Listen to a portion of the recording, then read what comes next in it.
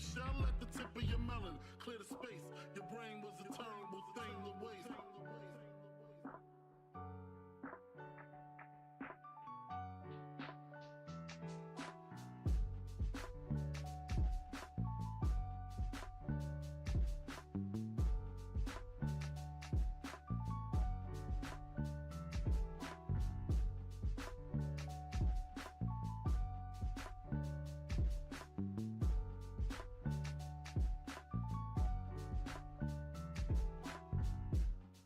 Realizing to master enterprise, and I ain't have to be in school by 10.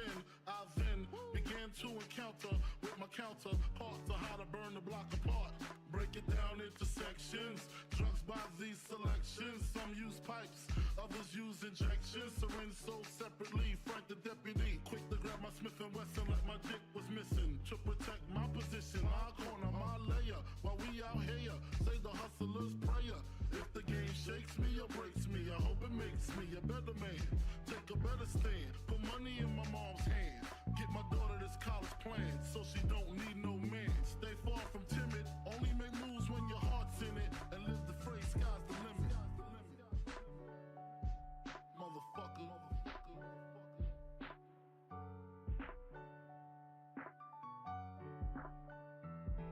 88.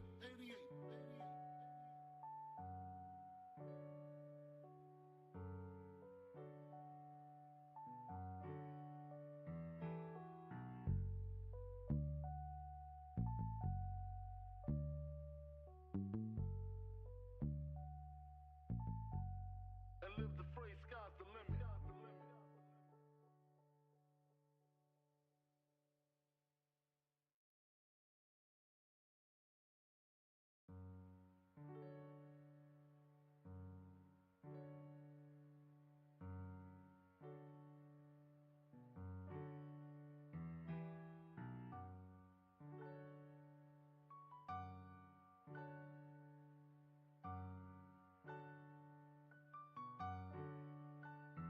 Take a better stand. Put money in my mom's hand. Get my daughter this college plan, so she don't need no man. Stay far from timid. Only make moves when your heart's in it. And live the phrase, sky's the limit.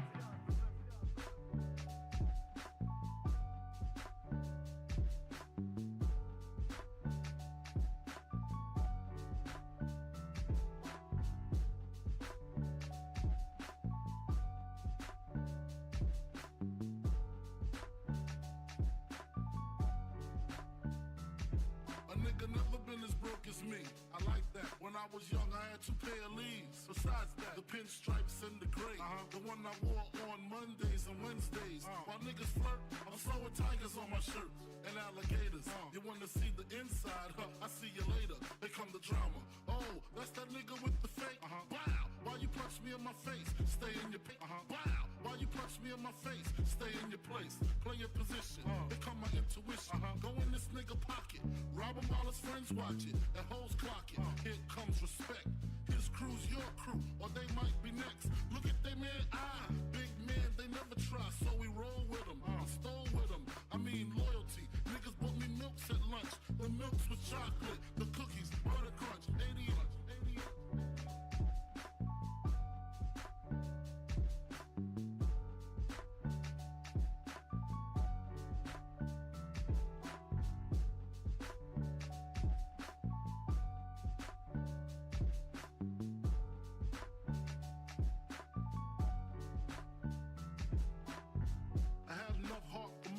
Long as I got stuff from most of them soft. Even when I was wrong, I got my point across. They depicted me the boss. Of course, my orange box cutter make the world go round. Plus I'm fucking bitches ain't my homegirls now. Start stacking, dabbled in crack, gun packing. Nickname Medina, made the scenes, took my Ninas. From gym class to English, pass off for global. The only nigga with a mobile. Can't you see like total? Getting larger in waist and taste. Ain't no telling where this felon is heading. Just in case, keep a shell at the tip of your melon. Clear the space.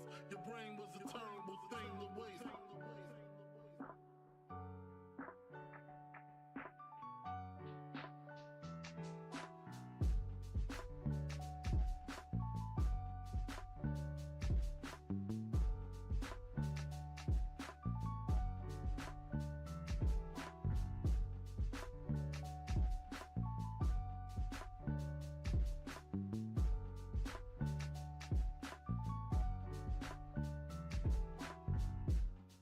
realizing to master enterprise, and I ain't have to be in school by 10.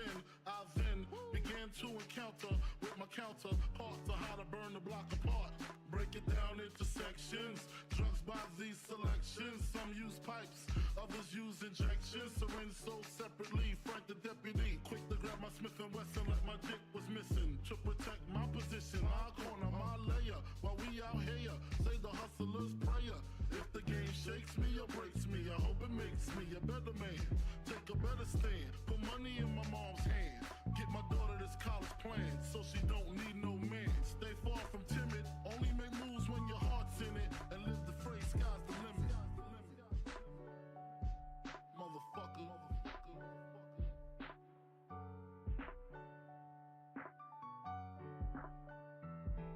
88.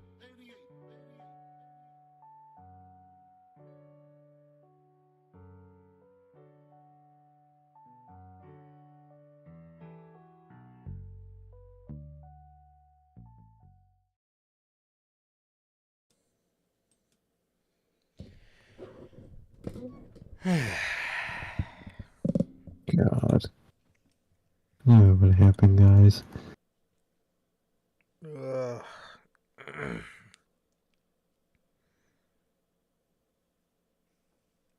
Bro.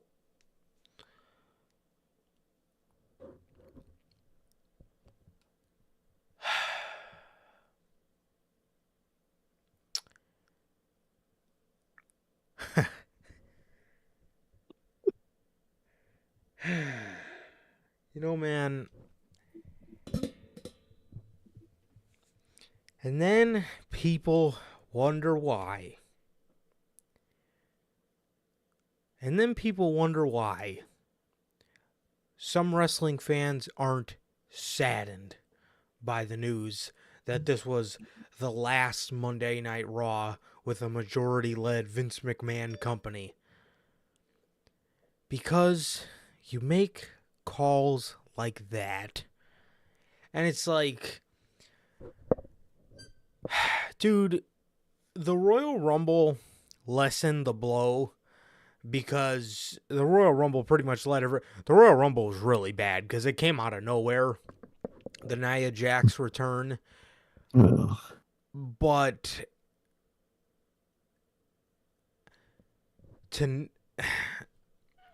my question is, why did you wait so long to bring her back in the first place? I mean,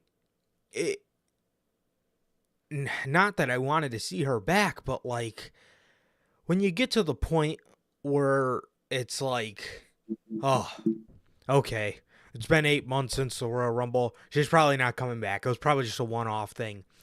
And then you bring her back and have her go straight to Rhea Ripley? Oh. See, I don't understand why moves like that need to be made when you have a better version of Nia Jax on your roster in Piper Niven. Now, the reason you might not think that she's a better version of Nia Jax is because WWE puts little to no stock into her. No. And meanwhile, she's a powerhouse in the women's division, and she's actually fucking good at her job, and she actually doesn't fucking scare me every time I see her in the ring. Dude, what can you even say, bro? What can you even fucking say, man? I mean, you gotta be fucking serious right now, bro. You know, oh my god, dude. Mm-hmm. I don't understand why Nia Jax gets a spot on this fucking card, on this show, every week. But Johnny Gargano has yet to fucking appear on WWE television, to the point where I'm thinking to myself, if WWE does main roster releases tomorrow or within the coming weeks because the merger tomorrow, Is he one of the guys on the chopping block? Why aren't they using him? You know, and I've sat here, and I've fucking sat here for the past year and said, I'll wait till Tommaso Ciampa gets back to really start getting upset about Johnny Gargano's booking. And what do we fucking see? We see the last thing we've seen from Johnny Gargano is him losing to Omos at a live event. What are we doing? What are we doing? To the point where Tommaso Ciampa is coming out here on this show and saying that, you know, he's telling Adam Pearce, we need to talk. And tonight they play it off like it was just him looking for opportunity. Oh, they did that? Something along that. Oh, The commentator, it wasn't necessarily said by him or Adam Pearce, but the commentators tried to play it off as, well, Ciampa was back there asking for opportunity. I guess he was back there talking to Adam Pearce. I guess it was for opportunities like this. A 6-man tag? That's what he was looking for the opportunity for? Dude, I've sat here and I've fucking put faith. Not that I lost faith in Triple H, because I know it's not him. No. But fucking the fact that I sat here for a fucking year and gave them the benefit of the doubt to tell a proper story on the main roster, because I get it. It makes sense. You start Gargano off on the main roster and he's a fucking jobber. Okay, maybe not to the jobber extent that they put him at, but, you know, he goes on a losing streak like he did in NXT. Boom, we get Tommaso Ciampa back. That gets us right into DIY. Fucking Sami Zayn and Kevin Owens at SummerSlam. Then we get a little tag title run that maybe runs through the middle of next year. Maybe even later this year if you really wanted to go the shorter route like they did in NXT. Great. Fine and dandy. Cool by me. Fine. I don't care. But the fact that we got this man on television back this summer, and he was hyping up the way in WWE, and then he just gets fucking booted off television, and then Tommaso Ciampa comes back, and they don't want to use him anymore? What the fuck are we doing? And we bring Nia Jax back? Of all people, you bring her ass back and put her on a main part of television? Oh my god. She's either going to be feuding with Raquel or Rhea Ripley. And Rhea's, again, right at the fucking top of this division. You know, man. Dude.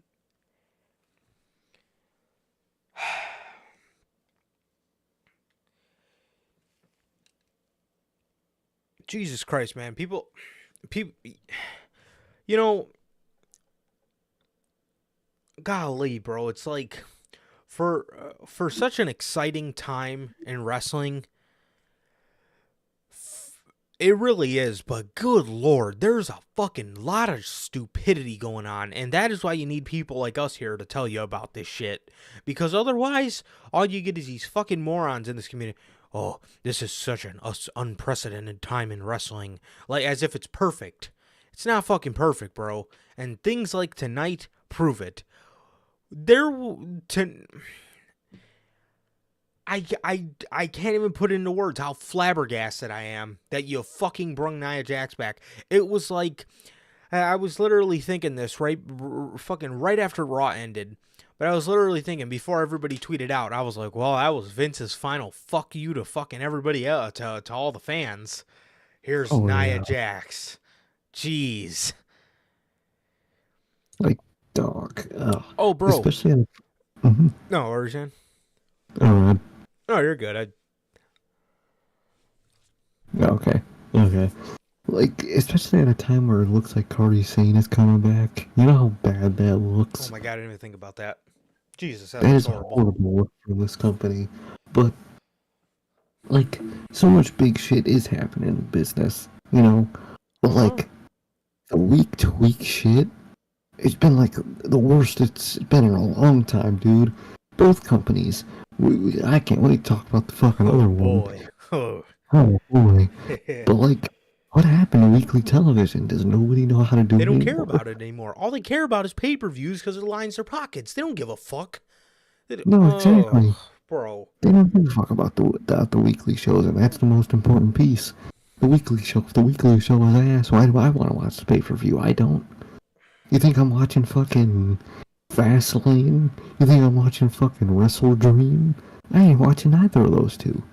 So, what the fuck does either of these companies think they're doing? Dude, they brought Nia Jax back. One of the worst wrestlers in the history. They brought her back. For what? To have a match? To have a women's world title match and lose it? And go on to do nothing? What the fuck? The only thing I'm reminded of is Ember Moon's husband's goated tweet where he tweeted that he hoped that moron doesn't injure his wife again. And I'm sure everybody I'm sure Seth is thinking that. I'm sure Buddy Matthews is thinking that. I'm sure all those guys are thinking that. Because you got a wrecking ball back in your company. Yeah. For Absolutely. what? What do you gain from it? It's not like, once they bring some people back, like at Punk. least Goldberg, yeah, or Punk, or like like a Goldberg. All right, at least there's something there that people might like. Nobody likes Nia Jax. Literally. Not an ounce of anybody in this whole community, no matter what side you find yourself on, likes Nia Jax. Even the diva stands don't even like Nia Jax. You know how bad you have to be for that to happen? What do you gain by bringing her back? What? Nothing. Not a fucking thing. You gained another wasted roster spot that you fucking could give to anybody else on your roster. Any fucking body else. I don't even know, bro. I genuinely don't even know what to fucking say. Fucking good God, bro. Good God. Yeah, to your point, dude, I'm so sick and tired of this era of wrestling and the promoters' mindsets of we can do whatever the fuck we want on the weekly television show because and we'll just do a good pay-per-view. What happens when the pay-per-view doesn't turn out? Then what? Then you just have shit. So why are you booking with that mentality? Why are you I genuinely cannot fucking stand the current day wrestling promoters mindset. Oh, let's wait.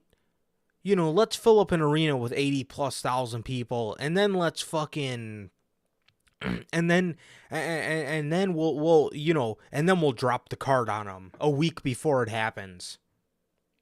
Why? That's another thing I heard about today. I was astounded. Grand Slam sold 5,000 tickets. Damn. And it's next Wednesday. It's fucking Dynamite. Who wants to go to Dynamite? We're not going to fucking Dynamite. We get what? The Chicago Thanksgiving Dynamite. You think we're going to that shit? Hell no, we ain't going to that shit. Who would go to weekly television anymore unless with WWE you bundle it in with a pay-per-view because they do that. Yeah. It is the only reason you will ever catch me at weekly television at this point. It's fucking pointless. It's pointless. You're going to get nothing. Nothing happens on weekly television anymore. Yeah. And when something does happen, it's a fucking Nia Jax return. But you want to know what we do get? You want to know what we do get with AEW? We get an open challenge. Dude, we're going to get to them in a second. But I'm just genuinely flabbergasted at what they did tonight. Genuinely. Just, I don't even know what to fucking say at this point. It makes no sense. It makes no sense on anybody's behalf. You're wasting more money. You're wasting more fucking money.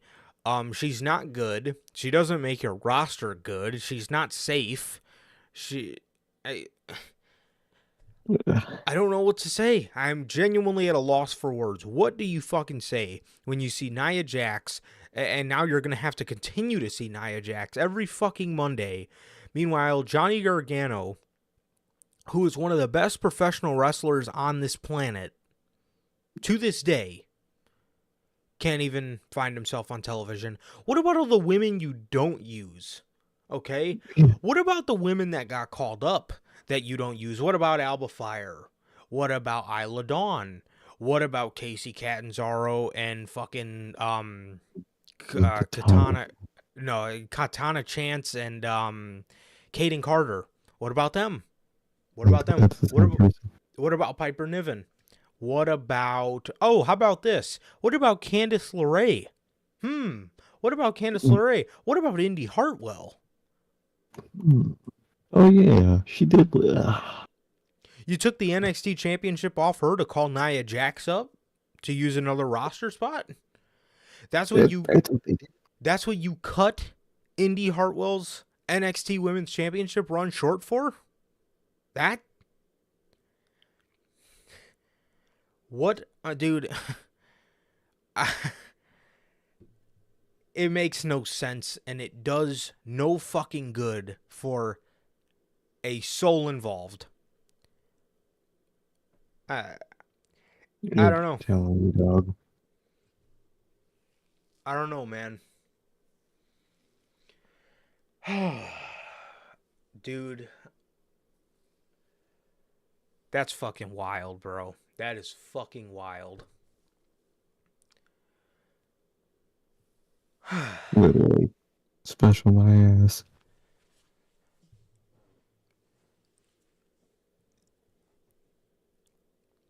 Oh, yeah. Yeah, that's a fucking great point. Logan says, everyone is defending their titles this week, and AEW is 1 week away from a special Dynamite. The Dynamite that they tout is the biggest Dynamite of all of the year. Grand Slam. Dynamite Grand Slam, right? Dynamite Grand Slam. 5,000 tickets. That is fucking sad. That is sad as fuck. Considering the past 2 years, you've had 20,000 people in there. What a shame, dog. What a fucking shame. And it's AEW especially, bro. It's AEW especially. I see motherfuckers acting like there's nothing wrong. There's not a thing wrong with AEW right now. Oh, there's a lot wrong. We're about to fucking get into that, bro. But let me go ahead and hop into this fucking intro before we get too carried away. I just needed to get that off my chest because, boy, am I fucking flabbergasted. Truly, bro. Truly. What is going on, everybody? We're back with yet again another edition of the Notorious podcast, another edition of Notorious Unscripted, man. This is episode 160 of Unscripted. If this is your first time watching, guys, do not know how the show works. Every Monday, we're on here with Unscripted after Monday Night Raw, and every Friday at 4 p.m. Central, we're on here with the news, man. And with that, if you guys did miss this past Friday's edition of the news, CM Punk released by AEW, the Payback review, and a bunch of other stories, man. That is episode 178, I believe. That is available for you guys on all platforms, man. Anchor, Spotify, Google Podcasts, Apple Podcasts. And if you want to see it first, join us right here live on YouTube every Friday at 4 p.m. Central, man. Also, if you guys have not got a chance to get your hands on some of the official Notorious podcast merchandise, you guys can now find this live on the merch shop. That is bonfire.com. Link is at the top of the description of this very video and in either mine or Case social media pages, man. All 8 of these beautiful designs available for you guys, plus more. You got the Chicago flag design. You got the Chicago skyline design.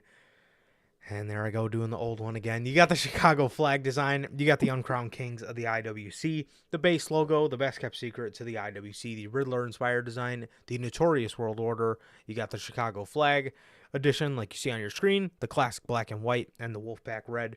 You got the speaking of Grand Slam, you got the Grand Slam, the baseball logo-inspired design. You got the Notorious Scratch logo. And you have the only community that matters. All 8 of these beautiful designs, plus more available on the merch shop for you guys. Once again, that is bonfire.com. Link is at the top of the description of this very video, man. Also, if this is your first time watching, guys, do not know who we are right here at the Notorious Heels podcast. I am Johnny Mayhem, one half of the host of this very show. And as for the other half, we got my man Sir K here.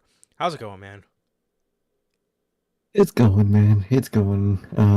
Pretty normal day, man. Pretty normal day. Yeah, shit's been normal. Rearranged shit around the past 2 days. Other than that, shit's been chill, man. Shit's been chill. But like Durante always asks, man, how's life? How's the family? Life's good, man. The family's good. How's everybody doing in chat? Whether they're watching live or in the replay, man. How you guys doing? And what about you, bro? How you doing? Yeah, man, I'm good, bro. I'm good, man. I am about fed up Swear. with these companies, and I am about fed up with this motherfucking mustache that is preventing me from talking. Golly, I keep having to like push it to the side, but then once I push it to the side, it looks like I'm got like a curl mustache going on. It's a mess. Friday, I think you guys will see a new man. It's definitely fucking time. Plus, I got a little weekend vacation going up, man. I got a little weekend vacation going on, so,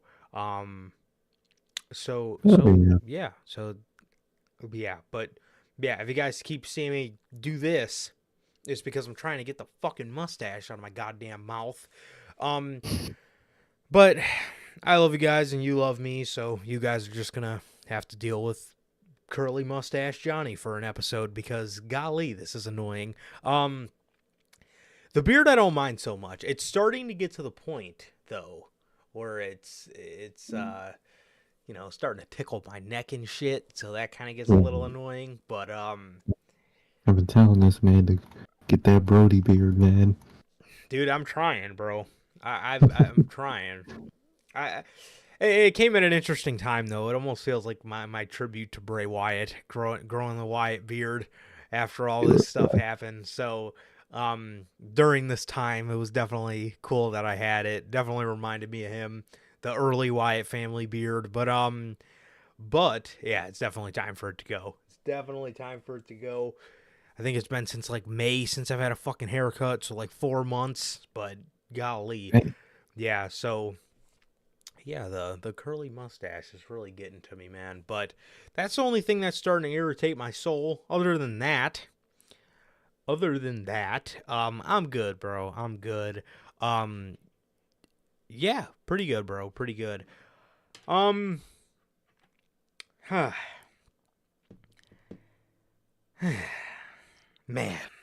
AEW. Let's talk about AEW, man. We're probably going to talk about the important parts of the show. Because, believe it or not, but with CM Punk gone, Collision was an absolute sleeper.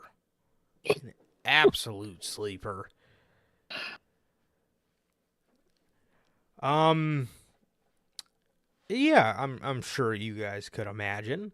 There was parts to Dynamite that were good. But, ladies and gentlemen, to point out what we're talking about, it was announced that Jon Moxley will be doing a international championship open challenge every week. And then guess what?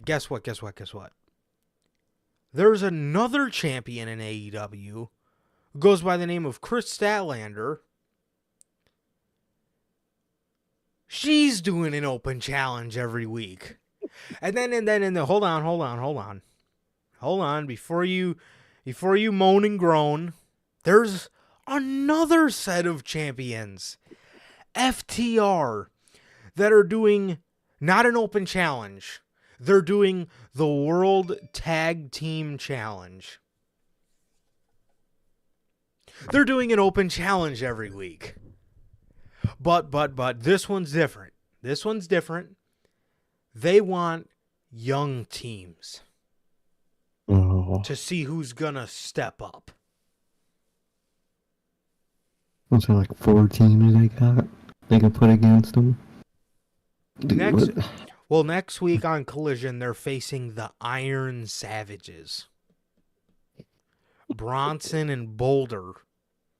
Obviously, who used to be Bear Country. No, not Action Bronson. He got fired.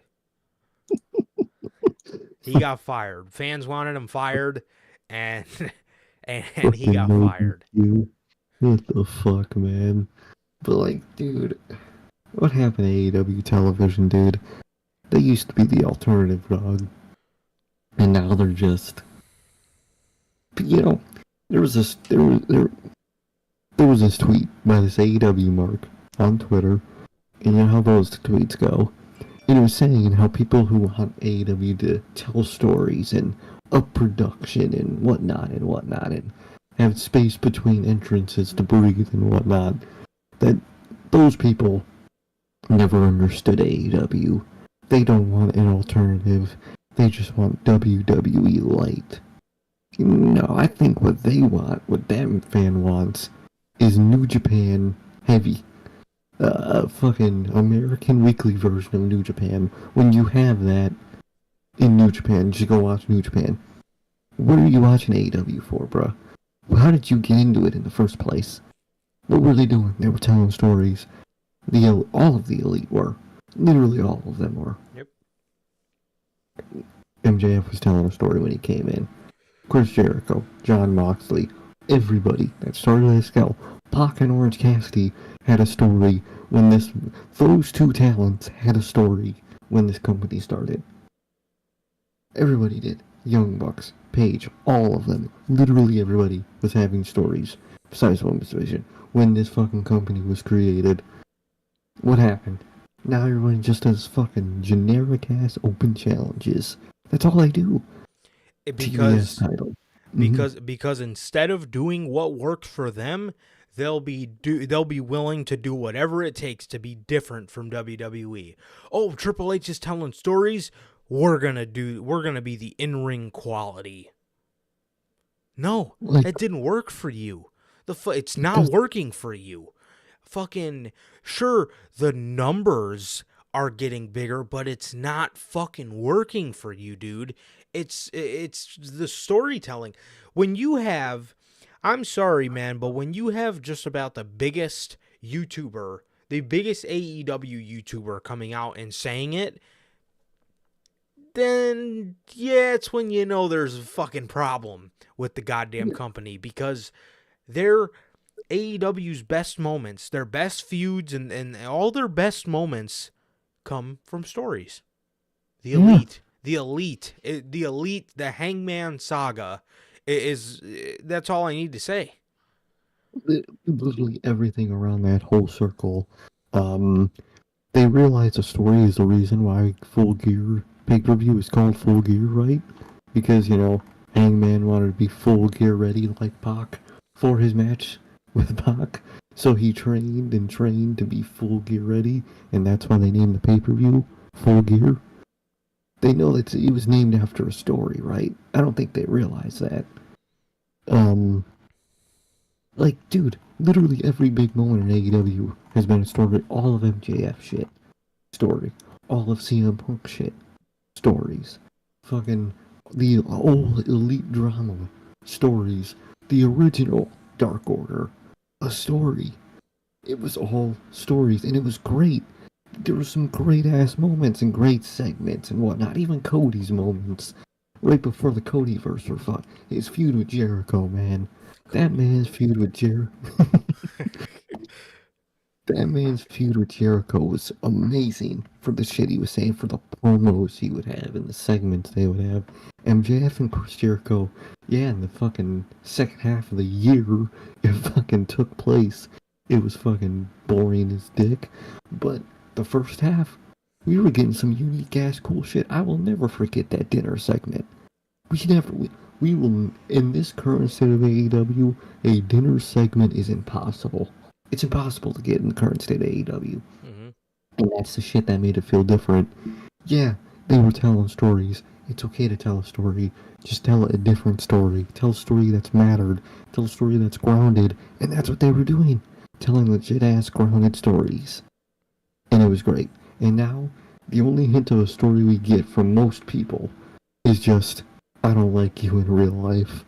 That's all we get in wrestling nowadays, and it's tiring. Bring me some fucking... This is why the best part about AEW television is who? Is what? MJF and Adam Cole? Christian. Wanna know what they're doing? They're telling fucking stories. It's that simple.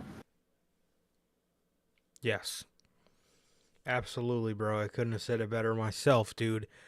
I am so sick and tired of these fucking open challenges to coast you by weekly television.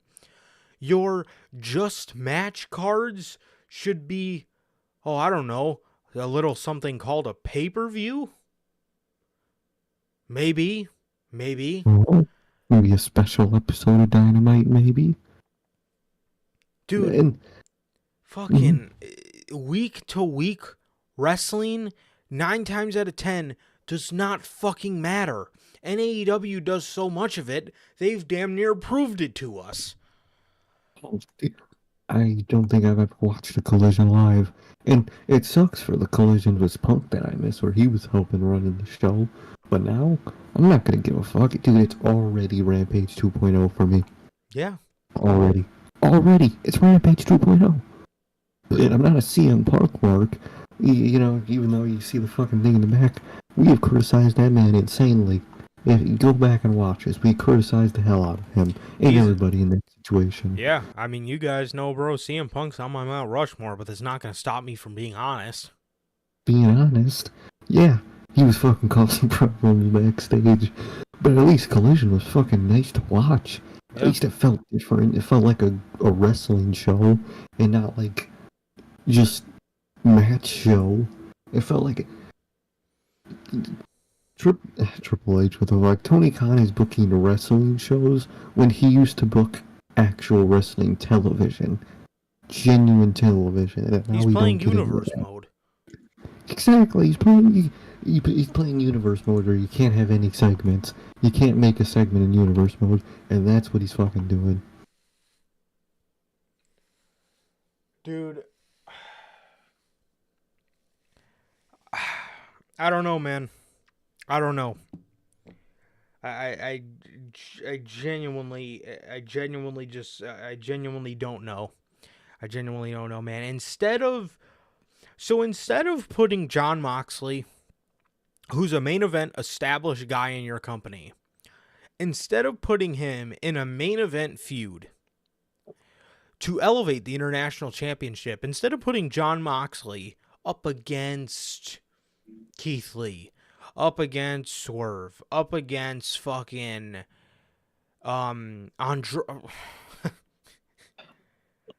where the fuck is Andrade? Where? I wish I knew. Used him for what? 4 weeks on Collision? And then what? And then you were good on him for a year? You understand this guy is the greatest singles match of all time, correct? I beg to differ. I beg to differ that you know that you have a guy of that caliber, because clearly you don't. Instead of putting Jon Moxley in a fucking feud with a guy to be elevated to the main event, Malachi Black, Andrade, Miro, Pac, fucking, I don't know, keep telling a story with Orange Cassidy? Maybe that would have been nice, but no, we just get, he attacks Orange, and then they have a match, and he beats him, and that's it. So that's it. AEW in 2019-2020 would have never. They would have never. You're passing up on so much money feuds because you want this keep everyone happy, lazy ass fucking booking. It's a crime, dude. This is a fucking crime. Like, this is not the alternative anymore. This is just another version of the same old shit. A worse version of the same old shit. Sammy Guevara, Jungle Boy, fucking, so many people. you could have, and you can use Jon Moxley to elevate them, even if they lose. Because here's the thing about wins and losses. I can't believe I'm saying this. Vince was right. They don't matter. They don't fucking matter. As long as you don't fucking Ascension or fucking Nakamura them, you're fine.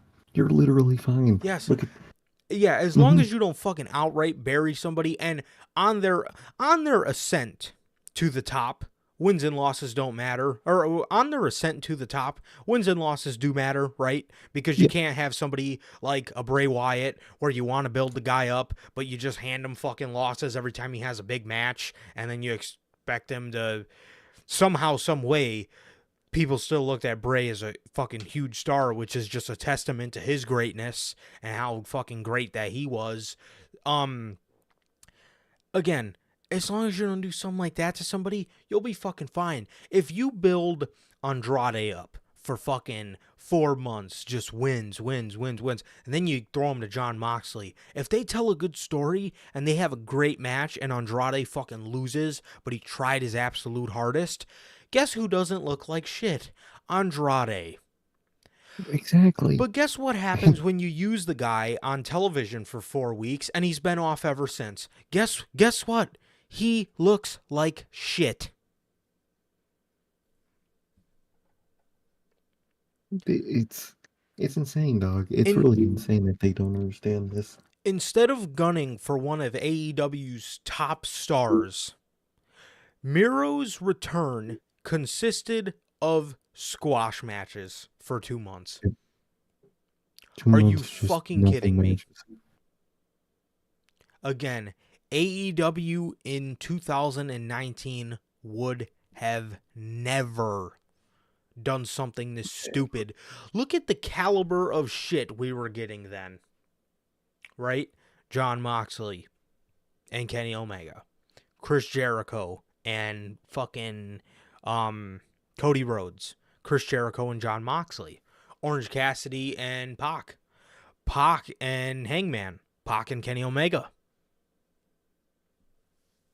It's like, we got so much great shit. Like, even think about, like, the Wardlow rise before the current AEW started to roll its ugly head and fuck him over.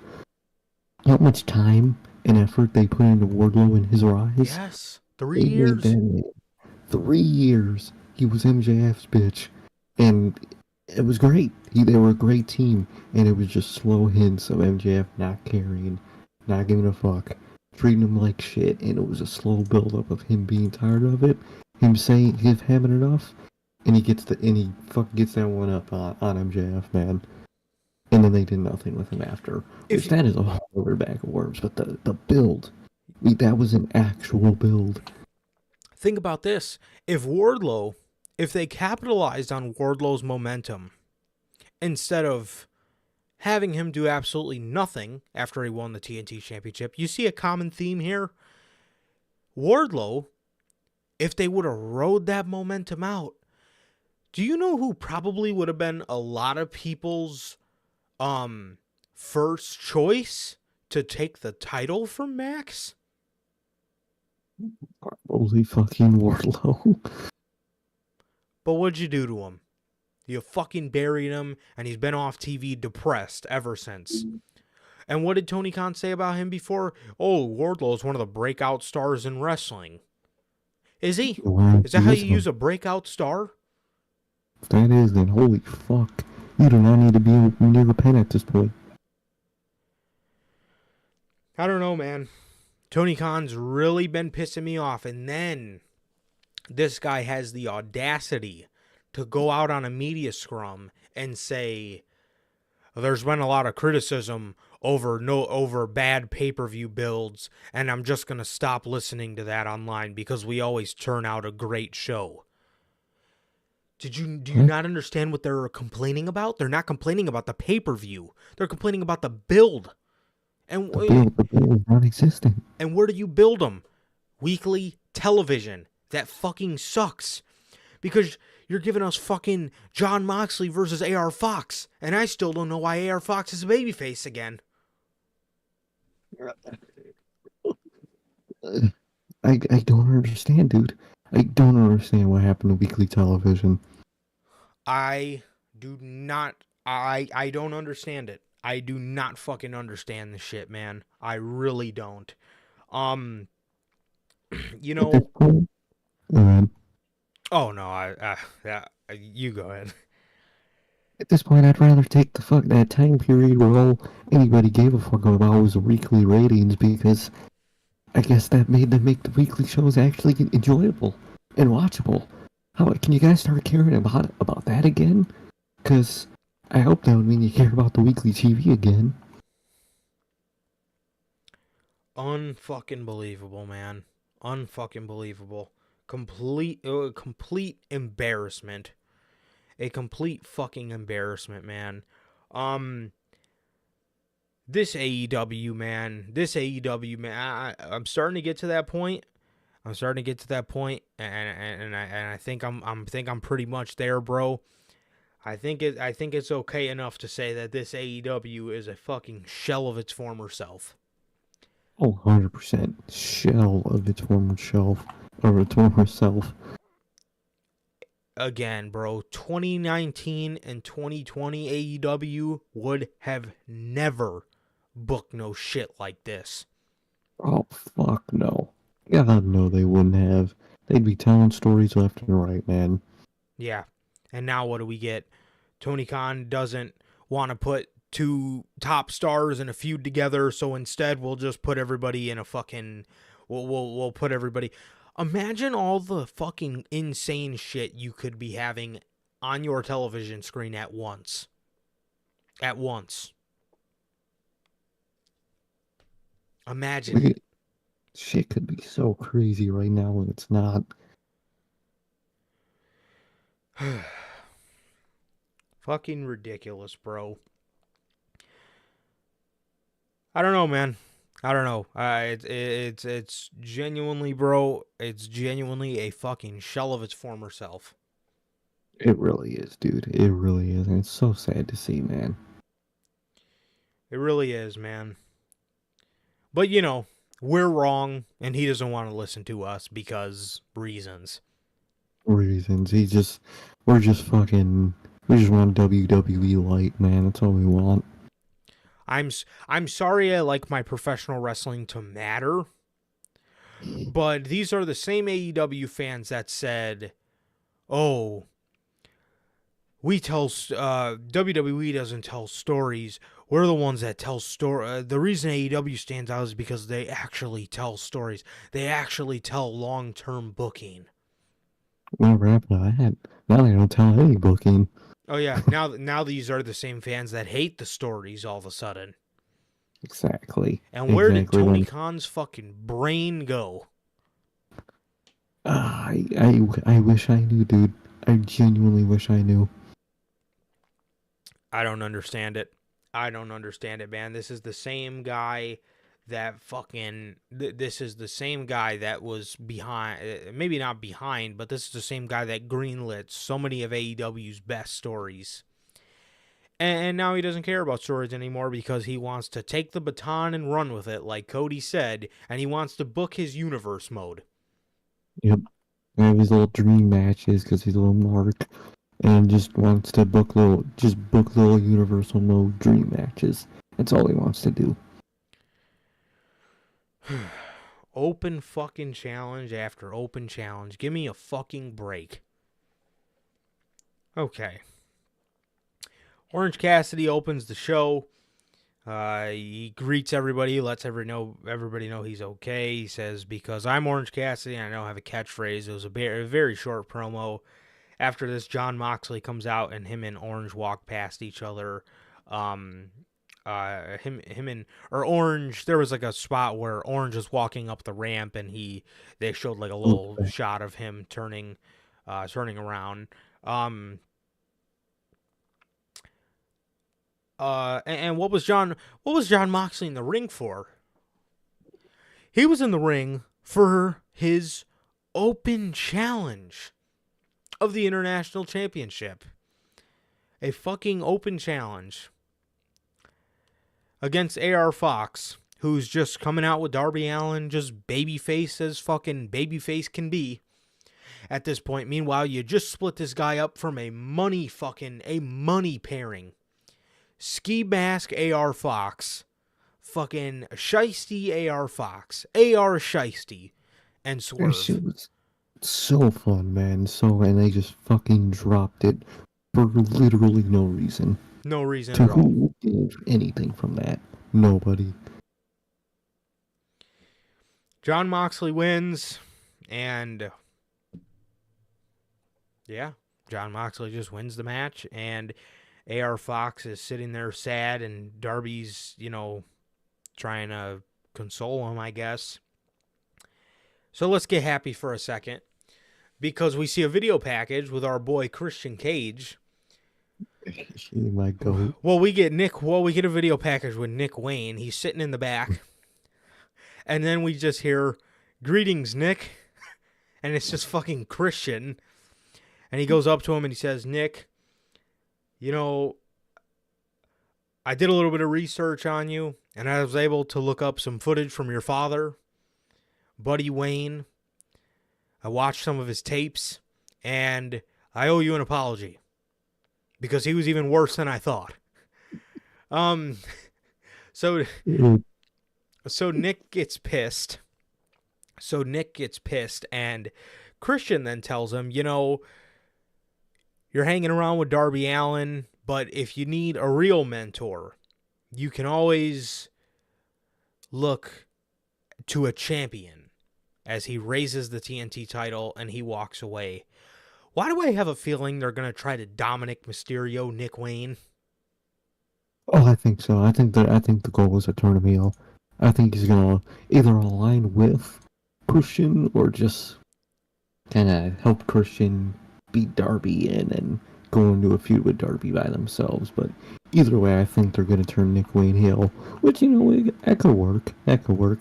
Yeah. These ones are telling a story, so. Yeah, because he's just not it as he's very bland as a babyface. He doesn't have any rhyme or reason to be a babyface right now. Exactly. So I'd say turn heel. Let him get a feel for some character work. Me too, but I'm telling you, if he starts insulting his father because he's with Christian, and you just fucking Dominic Mysterio the guy, it's not gonna look good. Because you notice when Christian said all that stuff about his father, he didn't really get too mad. He kind of just shook his head and was just looking at him like. So I don't know, man, but I'm telling you, bro, if he becomes a spoiled kid and I don't know if that's gonna work. It's gonna look pretty bad. Yeah, if he becomes some snot-nosed punk kid, then I don't know, man. No, I hope they don't go that heavy into it, which I think they'll do it a little bit, but I hope they don't like you said, going like full Dominic mode. But either way, man, this whole circle of things has been some of the best part about AEW television. Oh, yes. Because, well, besides it taking our AR Fox out the group, which that itself is something they could still fix, but I really don't think they will at this point. I think they would have by now. Yeah. So that's a horrible decision. But this whole circle has been really good, and and why are they good? They're all telling a story with each other. Mm-hmm. And that's what you want to see. That's what I want to fucking see. Absolutely, man. So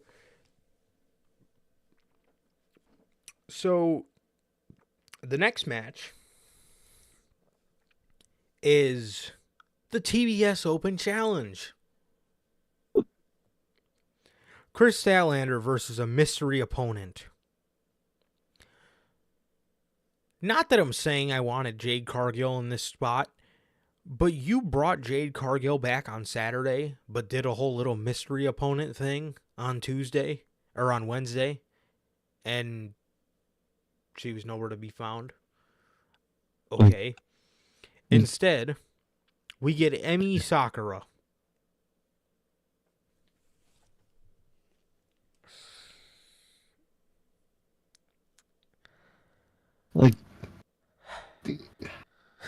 I don't even like Jade. But like you said, they could have had her return there and lose. she's a big name. She can lose, and that maybe will get her pissed, and try to take go crazy. Like it's simple. And what is she gonna do now that she's back? What is she gonna do? Squash matches? Can you just put people in stories, dude? Names can lose, dude. Everybody can lose. Yeah. That's Tony Khan's problem. He doesn't want anybody to lose. He wants everyone to be happy. And nobody's happy. And no one's The happy. happy roster isn't happy. Like the saying goes. Like, just, if you... Yeah. The whole point of AEW is, even at the beginning, when they were telling stories, is, we're not going to put a fucking piece of paper in front of you and say, do this, do that. We got a story in mind, just go out there and tell it. That was the appeal to AEW, and that's what made it work. That is what made it the alternative. We're still going to tell stories. You're just going to be, for the most part, in charge of how you tell the story. We're still going to tell you what the fucking story is, because we're the fucking company. But nowadays, it's just make people happy. That's all the company does. I want to make this guy happy, so I'm going to do this, and this, and this, and it just upsets everybody else. And that's what led to the AEW we got right now. Yep.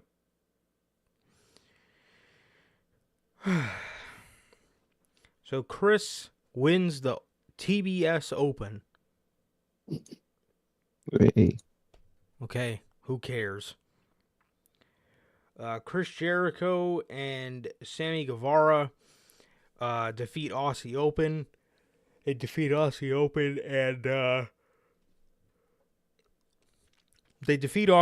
and Chris Jericho accidentally hits Sammy off the apron, and then he hits the Judas Effect on Kyle Fletcher, and they beat him.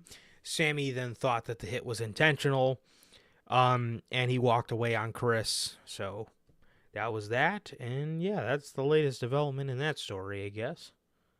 Yeah, it's going. It's still nice. I'm intrigued to see where they go with this. Yeah, definitely, for sure. Samoa Joe and MJF. This was one of the better parts of AEW Dynamite. MJF is, I don't know if it's too early to say this, because I feel like he's got a long ways to go. Or not a long ways to go. It's the wrong word. I feel like there's a lot more he's going to do with it, but I don't know if this is too early to say, but I think he's the greatest AEW World Champion of all time. Yep. Okay. He's constantly telling fantastic stories on the mic. He understands what a fucking story is and how it's so important, and he understands that you don't have to do an open challenge and wrestle every week, which is another reason why I love and think Christian Cage is elevating the TNT Championship as much as he possibly can. Exactly. And I hate this idea that fans have that if they're telling a story, then they can't put on good matches. Oh, yeah. Because that's all MJF has done. He's put on fucking phenomenal matches. With Adam Cole, Takeshita, Bryan, all those fucking guys. Great fucking matches. Because guess what? It's AEW. If you focus on the story, you'll have a great match anyway. It's the best of both worlds. But now that you only focus on the story, or on the match, you don't get any story. It's just meaningless matches.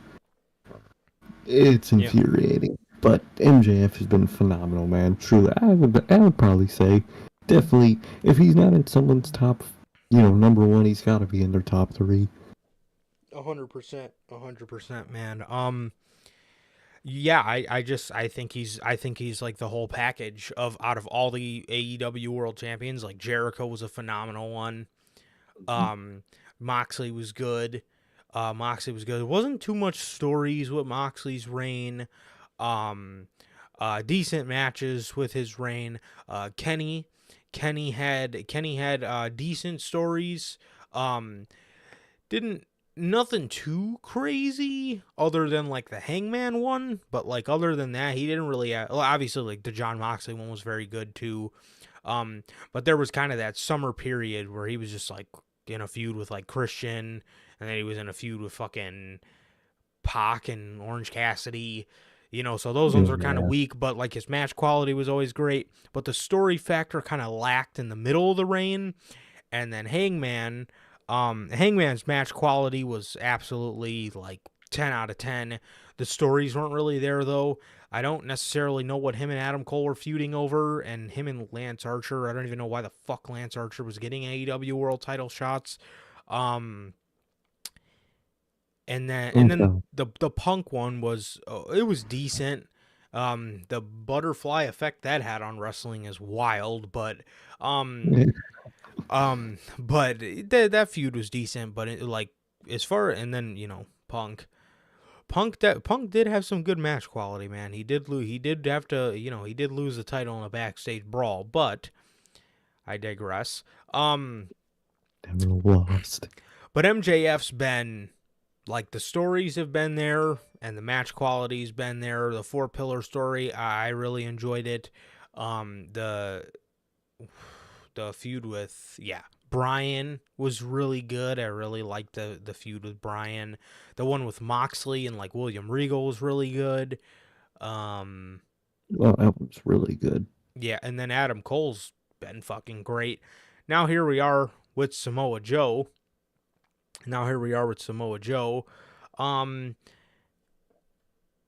Fantastic. This promo was absolutely fantastic. Max talked about how he's not the same guy that Joe pushed around back at Brooklyn in NXT.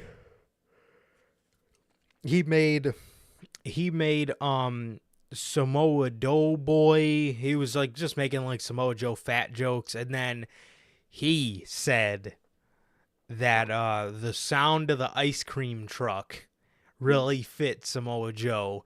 And Samoa Joe's response to that was, the last time I had anything to do with an ice cream truck was when I was too busy being the star of the other company's network. Peacock. Twisted Metal. Fantastic. Sweet Tooth. Oh, yeah. Season 2. Yes, man. Let's fucking go. I'm pumped. But, yeah, so we got a nice little Sweet Tooth reference, bro. Samoa Joe kept calling him kid. It was pissing off MJF. And these two broke out into a brawl, and it would be broken up by AEW official security. But otherwise, bro, I love that Max is telling a story. I love that Tony Khan is putting two main eventers in a feud together. Exactly. This is one of the only losses that is going to hurt me personally, seeing Joe lose another major company's world title shot, but I feel like I think he might get it one day still, so I'm gonna leave out hope, but at the end of the day, people can lose, and he'll be alright, man, but it's great, man. They're telling a great story, and I love it, man. I love it. And I love how MJF always has some type of backstory with him, motherfucker, man. It's so insane how much he's been around, and we had no clue about it. It's crazy. I was thinking if he were to go to WWE, I came across the picture today of when he dressed up as the Demon, when he was one of the like other demons in one of Finn Balor's demon entrants, and I thought that would be really cool. Because I remember back in 2016, I think it was at SummerSlam, they did an entrance where it was like there was multiple demons on the stage, and it turns out that MJF was one of them. Hell yeah, dude. But he always has backstories with these people, and I love these people from NXT that he just hates, like Regal and Joe, and like these people that have wronged him, on his way up, and now he's like back for revenge. It's just a fucking, and to show all of them that he is the star that they said that he wasn't. I love it, dog. I love it. Dude, it's fantastic. I love it, man. And like Sir K said, it is going to hurt to see Samoa Joe lose another company's world title shot again. But, at the end of the day, if this is what it takes for fucking Tony Khan to give us, main eventer versus main eventer feuds, then I'm cool with it. And Joe will be fine. He's gonna have to take the loss, but he will be fine. And get a second world championship because Samoa Joe absolutely needs to fucking hold it. No Definitely, question. there's a laundry list of people I need to fucking hold on. Joe, Andrade, Malachi, fucking Darby, whole list of them, whole list of fucking people, man. But Joe's at the top, man. He really is. What really got me to thinking like that, dude, is someone posted a picture of him holding up the fucking WWE title the exact same way he was holding up the AEW title. I was like, damn, both times he's gonna lose. That sucks, man. But it is okay. It is okay as long as Tony Khan makes it right in the end, man. Definitely, bro. Definitely, man. The first round of the Grand Slam World Title Eliminator Tournament. Oh. Trent versus Roderick Strong.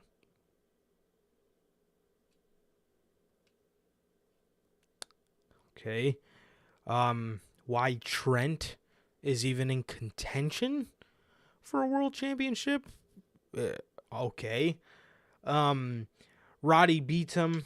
That was it. And then we got another first round. Tournament match. Teacher versus student. Darby Allin versus Nick Wayne. Darby Allin wins the match. And yeah, that was it. Definitely, man. Definitely. And then, another thing on the show that happened. Adam Page went out there for a promo. And before he could even really get to talk, Swerve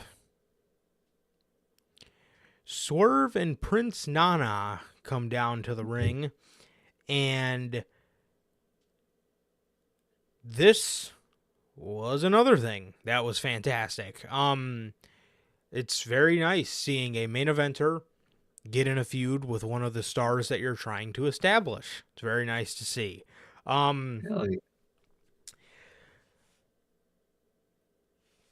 Swerve talked a bunch about Hangman. He says, you got complacent. He talked about how the company was built around him. He said, record gates off. I don't know.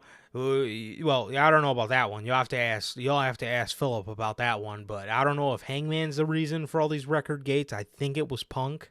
If you ask Punk, because if it was Punk, it was all him, man. Yeah, they were trying to jeopardize the company's first $1 million gate. The Elite was trying to jeopardize it. Correction. They were trying to jeopardize his first $1 million gate. Oh yeah, right. My first $1 million gate. Bro, you're not the same. Dude, I love that fucking. That whole fucking thing is so hilarious. Oh man. So, yeah, he has a business to run, man. He has a business to run. You got to give it to him. So, Swerve says, record attendance, all off of your back. And what have you done with it? Nothing. What have you done with it? You got complacent. You got lazy. You signed a big fat check, and now you're eating well. And clearly it shows. Damn. He says how Hangman's given opportunity after opportunity, and Swerve receives none of the opportunities that Hangman did. He says if he was to be given a fraction of the opportunities that Adam Page gets, he would have been the first black AEW World Champion by now. Dropping the seeds. It kind of upsets me because I thought that it was going to be Keith Lee, and it fucking reminds me about how it's not going to be Keith Lee. And not that I'm not happy that it will be Swerve, but it just reminds me that Keith Lee's book like shit. That's what gets me. Swerve, I'm perfectly fine with that. Oh, That yeah. is great. I love Swerve. He's one of my favorite parts about the show. Yes. Cause guess what? He's starting to tell a story, just coming off of another one. But he's great. He's great. It just it failed Keith Lee, dude. How does another company fail Keith Lee, man? I don't know. I don't know, man. The only one that's been able to capitalize on him is Paul Levesque. I'm telling you, man. I'm telling you. So that was that, and then he attacked Hangman, and that was it, dude. And it was fucking amazing. It's amazing. I'm very happy to see the continuation of Christian Cage's story. I'm happy to see the continuation of Swerve and Hangman's story. I'm very excited to see the continuation of Samoa Joe and MJF's story. I don't know why you're shoehorning it in the middle of the Adam Cole story, but whatever. Let's just ride that out to, till our pockets run dry. But what do I know? I love it. I love the stories that they're telling. Everybody else on this show, Jericho's story as well. I want to throw that one in there. Everybody else that just wants to fucking do open challenges, bro, I couldn't give a fuck about what you're doing on television right now. All the talent in the world, and all you want to do is wrestle. All the storytelling ability in the world, and all you want to do is wrestle. When Jon Moxley left WWE, he told them that he believes he has a talent to talk people into arenas, right? A storytelling ability. And what does Tony Khan go ahead and do? He books an open challenge for him. Oh, what happened to this company, man? But yeah, dude, that Swerve and Hangman, I love that a lot, man. And I can't wait to see how this goes, man. I actually really fucking like it. I did not expecting that, and I am genuinely pleasantly surprised. Absolutely, bro. Absolutely.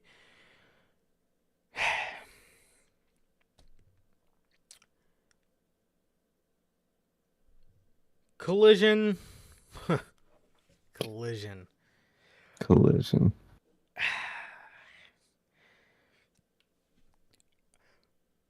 Half of this show is a skip. The only things to mention, Jon Moxley did another open challenge. He did another open challenge. This one was against Action Andretti. Imagine paying for a Collision ticket to think you're going to get the CM Punk blueprinted Collision, and you get the Tony Khan Collision. You get Rampage. You just bought a ticket to a 2-hour Rampage taping. That's what the fuck you bought a ticket to. Fucking Jesus. So he beats Action Andretti. Stat does another open challenge. She beats... I genuinely couldn't even tell you who the fuck accepted this one. Jade Cargill comes out afterwards and attacks Stat, and she's back. And yeah. Oh no, actually, I don't understand, dog. I don't. Yep. Roger Strong defeats Darby Allin in the semifinals. And Bryan Danielson dropped some crazy news on everybody. Yeah.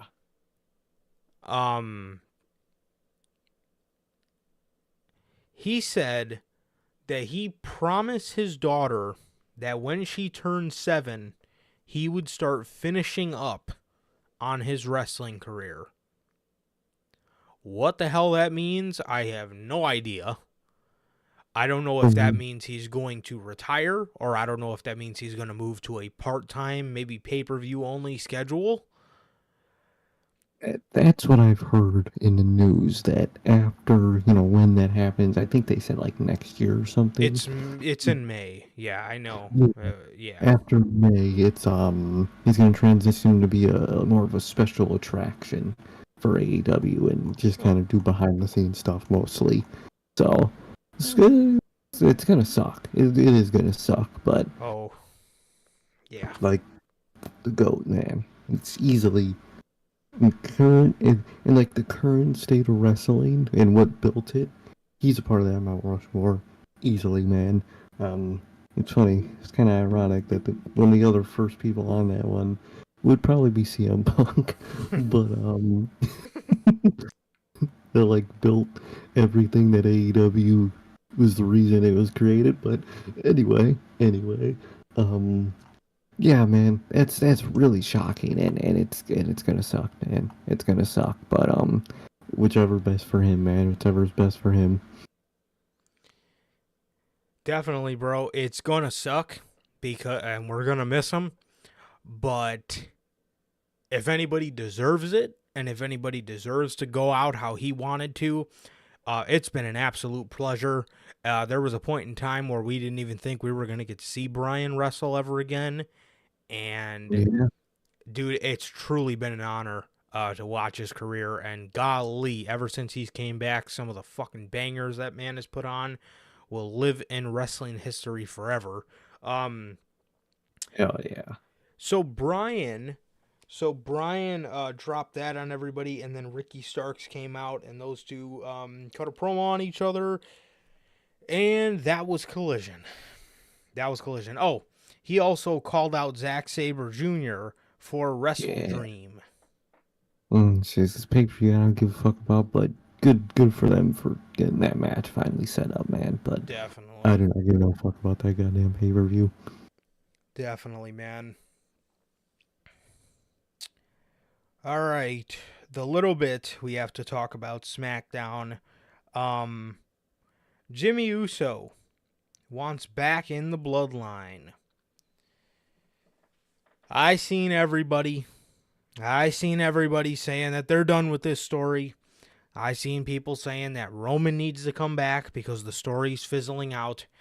Guys, you know you were saying that the story's fizzling out and Roman was fucking there every week, right? So here's the thing.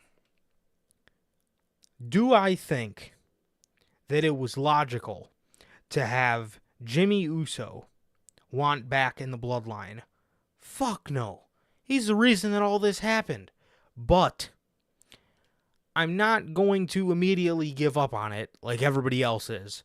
I'm going to let it play out. Maybe he's trying to get in the group, to get back in the group, to get into Solo's head, to make him, kind of go sour on Roman Reigns. I'm going to look at the outcome first, and if it's ass, you know that we're the fucking first people that'll fucking tell you. Exactly. But I'm going to let it play yeah. out, and this storyline will never be replicated, and it's genuinely one of the greatest things I've ever seen as a wrestling fan. So I'm going to give it the benefit of the doubt. I'm not going to immediately fucking say they need to just drop it like everybody else is. Just drop 3 years. Just drop it. But like, that's not how it works, but okay. seriously, but at face value, I agree with you guys. I agree that was absolutely weird as fuck. And it made no sense, but I'll be willing to see where it goes. So I agree with you guys, but I'm not going to give up on it like I've seen many for no reason. Just instantly a couple people gave up, and then everybody just gave up. Yeah. Classic fickle. Yeah. Seriously.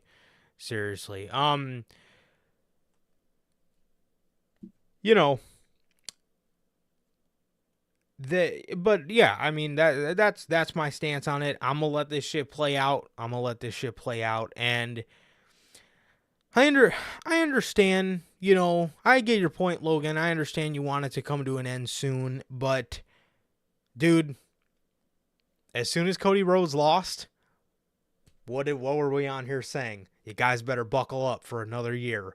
So I guess it probably lessened the blow, but I'm okay with it. I'm okay with it, man. I mean, like I said, people were saying the storyline sucks without Roman. Meanwhile, about a month ago when Roman was there, everybody was like, God, this needs to end. But yeah, I do think I mean, it probably could just be at a down period. It probably could just be at a down period right now because Roman is gone, so it's gonna have a lot less star power. And no, I absolutely agree. I say it all the time. End it while it's good and not while it's bad. But we have no choice but to ride this out till Mania, man. We have no choice now. People. They didn't want to put the titles on Cody at Mania, and I fucking knew it from that moment. I said, "Oh, we're gonna buckle up because we're gonna have to do another year of the Bloodline." And maybe it's not at the interest that it once was, but hopefully with Roman eventually turning on with Solo eventually turning on Roman and stuff, we could eventually get back to that point. But I'll wait to see where everything goes and by the end of this fully give my opinion on it, man. But yeah, I mean, we said it. Everybody wanted to say, bro. Everybody wanted to say, man, Roman should win. Cody's not believable. Cody didn't go through adversity. Blah, blah, blah. What were we on here saying at Mania season? Cody Rhodes should take the titles. And now what? Now, I'm not giving up on it, but for all the fucking people that are, those are the same people that are like, Roman should have kept the titles. And now he kept the titles. Don't want him and you don't. the title. Yeah. Makes no sense, man. If Roman's reign continues past WrestleMania 40, that is also something at this point that genuinely wouldn't shock me. At that point, it's dead. At that point, just end it at fucking Backlash or something. Because just give up, please. At that point. I'm telling you, bro, it genuinely would not shock me. It would not shock me one bit. Because you got to think, dude. Literally 6 months after that, he will beat Hogan's record. He'll beat it. Mm-hmm. We've said it a couple months ago, but there is a possibility. Now, I think like in unison, everybody feels like, okay, Roman should have kept the titles on, everybody feels in unison, like, okay, WrestleMania 40 is definitely the time to take the titles from Roman. I wouldn't be shocked. If he kept the titles. I wouldn't be shocked either. I wouldn't be happy, but I wouldn't be shocked at all. Yeah, I wouldn't, bro. I wouldn't. The one thing I do appreciate, though, even though on Cody's side it's been pretty horrible for the most part, I do appreciate the reason they kept the titles on Roman was to tell a greater story with Cody, but I don't think they really thought it out. I don't, you know what I'm trying to say? Like they don't, I don't, I don't think that they, I appreciate that they wanted, Cody to have his own kind of story with Roman instead of just a story of getting back to WWE. But I don't think they looked at all the other components. Like by the time he beats Roman Reigns is going to be like a battered down, fucking alone man. He's going to have nobody, maybe Paul Heyman, if that. But I don't really think they thought that out. But I respect them wanting to create a story with Cody and Roman, but like I said, I don't really think they thought it out fully. Definitely not. They didn't. Yeah. And Cody could have took the titles at WrestleMania if it wasn't for the pandemic. Because Roman would have held the championship since WrestleMania 36. He would have beat Goldberg for it then and probably have held it ever since. Who even knows if we would have the tribal chief? Oh my god, imagine fucking 5 years of Big Dog. Oh my god. Oh, don't make me think about that. That makes anything they do now 10 times better. Thinking about that. My god. Cody could have took the titles because by that point he would have been past 1,000 days, but he wasn't there. So, WWE needed to get that 1,000 days in. And yeah, now now they're in the predicament they're in, where fans are giving up. I'm not, like I said, personally. That's just me. But a lot of fans are giving up, man. And like I said, man, I'm gonna let it play out. Because the storyline's been great. And I'm gonna see, exactly why Jimmy wants back in the bloodline and see where all this is going. But I'm gonna give it a chance. Overall, I'm not really as mad as anybody else is. I do think that Cody should have took the titles at Mania, but I mean, as time went on, I mean, it is what it is. Cody's gonna get the titles next year, and it's gonna be what it is. And if he doesn't, then Cody's just never finishing the story, and it fucking is what it is. But I don't know, man. I don't know. But we will have to wait and see on that, man, because yeah, that is just that's something, bro. That is fucking something, man. Truly.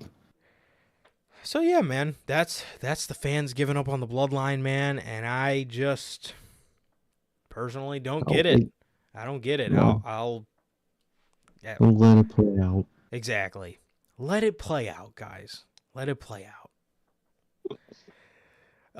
Yeah, but I'll always just see where it goes, man. I still think that I still think there's a lot of good. I still think there's a lot of good to tell in this story. The Roman and Solo split. What the hell happens to Paul Heyman and all that? Does he end up going with Solo? Bloodline Fatal 4-Way, Brother Triple Threat. I mean, there's a lot of good shit they can do, man. There is a lot of good shit they can do here, man. Oh yeah. So yeah.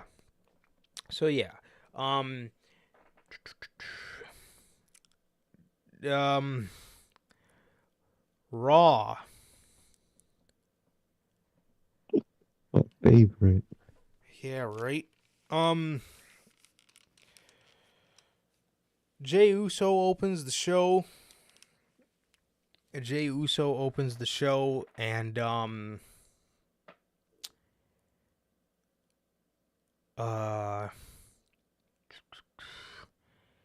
he's out there cutting a promo. Kevin Owens came out there, told him he don't trust him. The Judgment Day came out there. They were pissing both of them off, so these two agreed to fight as a tag team. Man. Against the Judgment Day. So we end up getting Jey Uso and Kevin Owens versus, I believe it was Dominic Mysterio, or no, not Dominic Mysterio, Finn Balor and Damian Priest. Are you fucking serious, bro? This formula just doesn't stop, man. It just doesn't stop. No, it doesn't. It fucking doesn't, bro. Judgment Day ended up winning because Jey Uso accidentally kicked Kevin Owens. Kevin Owens got pissed at Jey after the match, but yeah, he kicked Kevin Owens.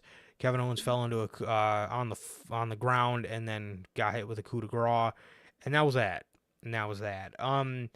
Stop it, please, with this fucking Judgment Day rinse and repeat. Same thing every fucking week, dog. How these guys don't get bored of doing the same shit is fucking beyond me. I don't understand. I don't fucking get it either, bro. I genuinely don't. Akira Tozawa loses to The Miz as The Miz gets ready for his match on SmackDown against LA Knight.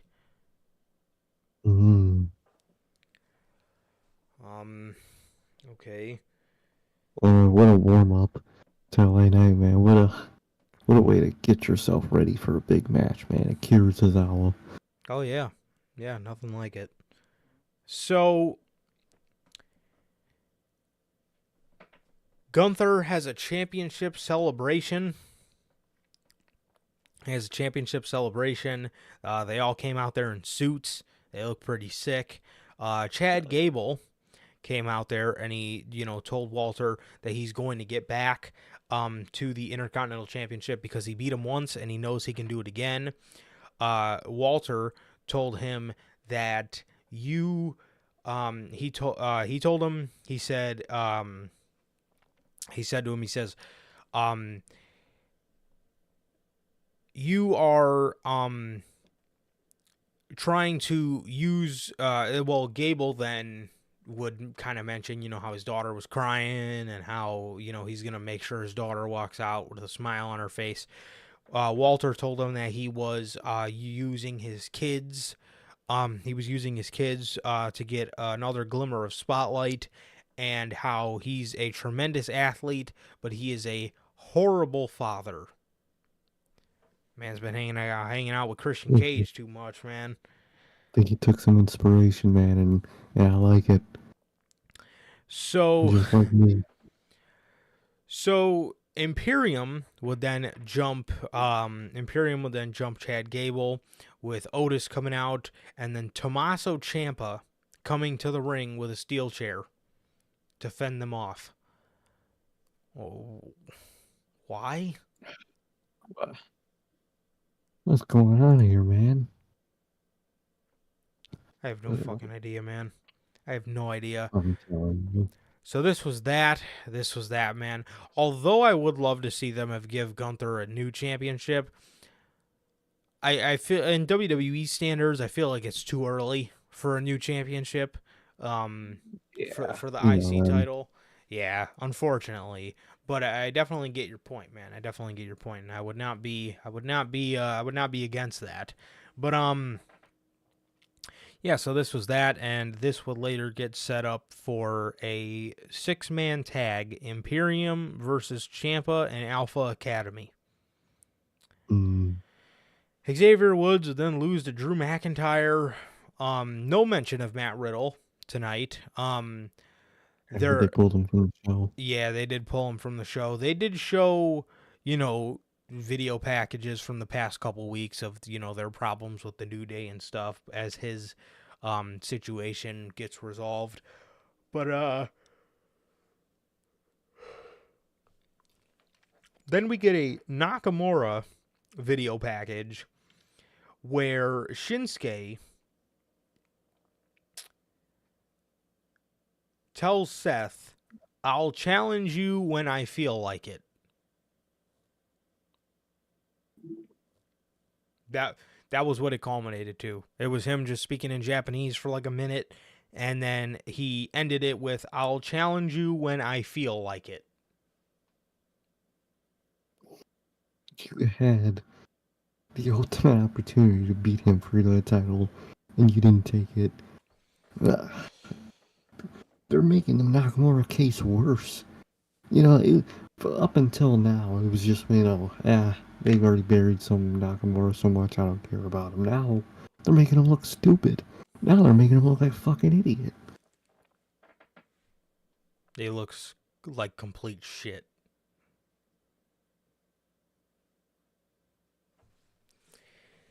Yeah, he looks like complete shit, man.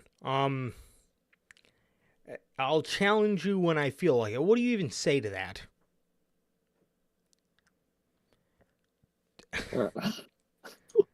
Do you feel like not looking dumb? I don't fucking know. Completely fucking stupid, bro. Cody Rhodes then comes out there, and before he can even get a word out, Dominic comes out there with JD McDonough, and Cody just attacks both of them and runs both of them off. What a fucking waste of TV time. Shayna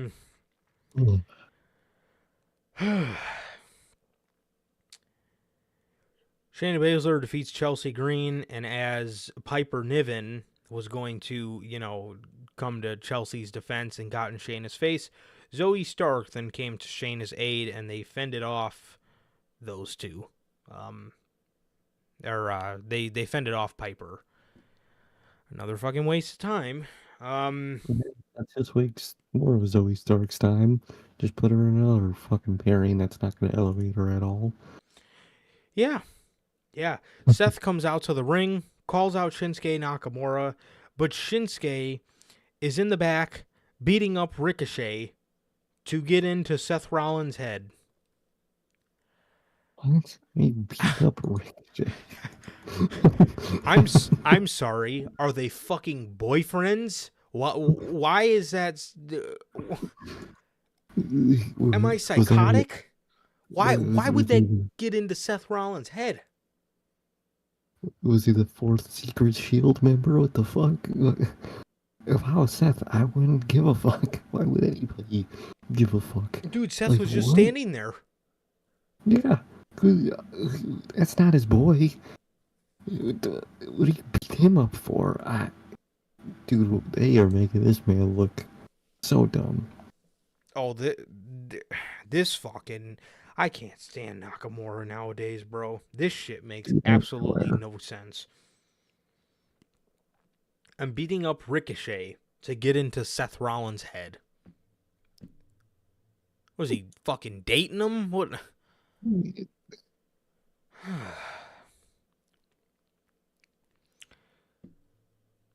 Tommaso Ciampa and Alpha Academy versus Imperium. Chad Gable, this one ended with Gable having Fabian Eichner in the ankle lock. Gunther went to run at and break it up. Ciampa then put him in the Sicilian stretch, I think they called it. And they pretty much did the DIY revival spot where they had them both in submissions and they were just forced to like watch each other just fucking be on the verge of tapping. And Fabian Eichner tapped out to the ankle lock. And that was it. Please, for the love of God, do something with fucking Fabian Eichner and Marcel Barthel. For the love of God. I'm tired of saying it.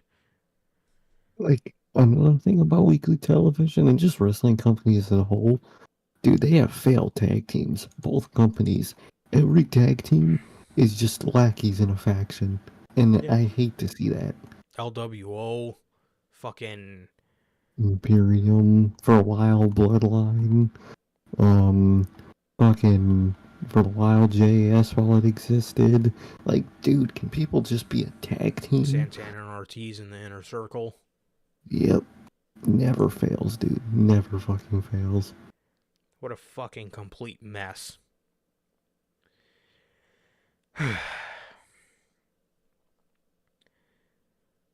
So, the main event, Raquel Rodriguez and Rhea Ripley. So I'm watching this, and I was a little behind. And I was probably like... Logan was probably like 10 seconds ahead of me.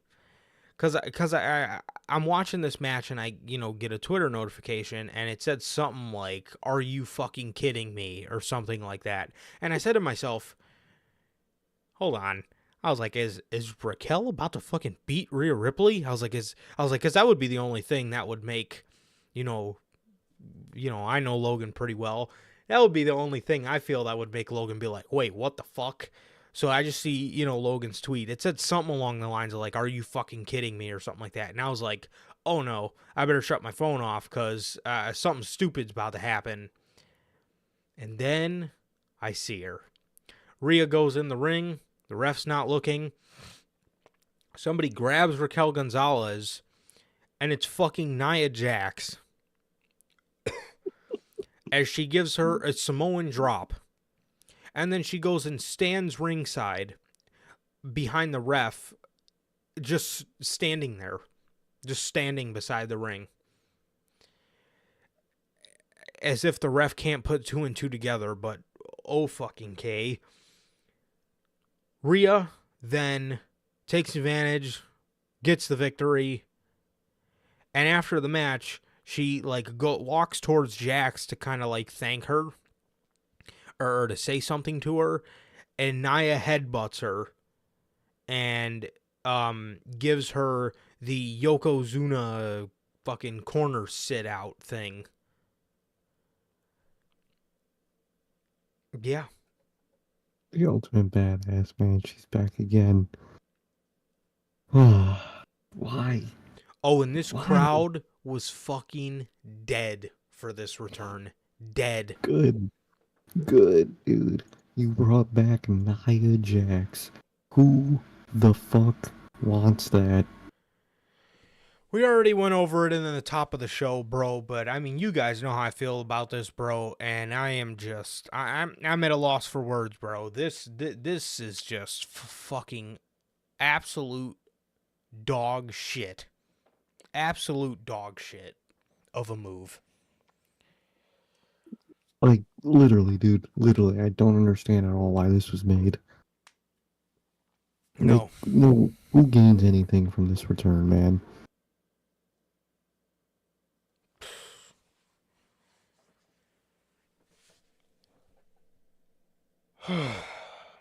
Nobody. This means nothing. And like I said, we already covered this in the top of the hour, bro, but just what the fuck are we doing?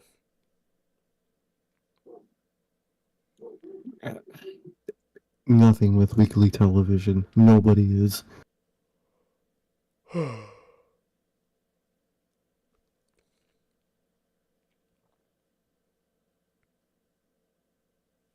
I don't. Yeah. So that was Raw. That was Raw. We got the return of Nia Jax in the main event. What a show, man. What a fucking show. And that was the Mhm. god awful week of professional wrestling. Literally, the continuation of the god awful weeks in pro wrestling, man. Completely fucking horrendous. And that is everything we have today for you guys. I don't even know what to say. How do you bring Nia Jax back to your company? Who is this for? Who? Absolutely nobody. Absolutely fucking nobody. Horrible. Fucking horrible, man. So, yeah, that was that. And yeah, so that is going to do it, ladies and gentlemen, for this edition of the Notorious Podcast. Another edition of Notorious Unscripted. And this has been episode 160 of Unscripted, man. And with that, thank you guys very much. It has been a pleasure, always a pleasure for my Johnny Mayhem. And Sir K. And that is going to do it for this edition of the Notorious Podcast, man. If we have a week like this, at least I could say I got it to fucking come on here and fucking hang out with you guys and talk shit about this shit. Because fucking good lord, if I didn't have this, oh my god. Fuck it. Oh, yeah. Well, for this, I would probably be taking a break from wrestling right now. 100%. I think so. Yeah. Without this podcast. 100%. I don't. 100%. And yeah, man. So that's going to do it. Ladies and gentlemen, please like, comment, and subscribe. And we will see you guys on Friday with the news. Peace.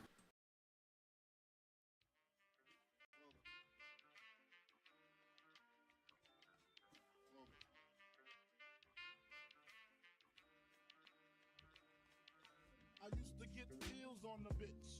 Now I throw shields on the dick to stop me from that HIV shit. And niggas know they soft like a Twinkie fillin', playing the villain, prepare for this rap killing. Biggie Smalls is the illest. Your style is played out like Arnold when that what you talking about, Willis?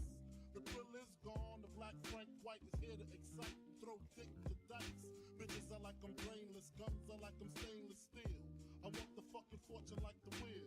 I squeeze cats till my clips is empty, don't tempt me. You don't want the fuck with the I'll be damned if this ain't some shit. Time to spread the bud lyrics over harmony grip. It's the mood killer death trap. Yes, I'm a jet black ninja. Coming where you rest at, surrender. Step inside the ring, use the #1 contender. Looking cold booty like your pussy in the